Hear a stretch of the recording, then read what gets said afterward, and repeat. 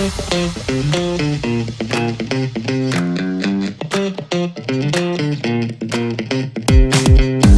choosing between air-filled and foam-filled floats for your dock, it's important to consider the advantages of repairability. Air-filled floats, especially those made from durable LLDPE, offer a significant benefit. They can be easily repaired. If these floats are punctured, they can be fixed using plastic welding techniques. This means a longer lifespan and the ability to maintain buoyancy with quick, cost-effective repairs. On the other hand, foam-filled floats, while durable, are often not repairable once damaged. If the outer shell is breached, water can seep into the foam core, compromising buoyancy. Unfortunately, this type of damage is usually irreversible, leading to the need for the full replacement. With air-filled floats, a single puncture doesn't mean the end.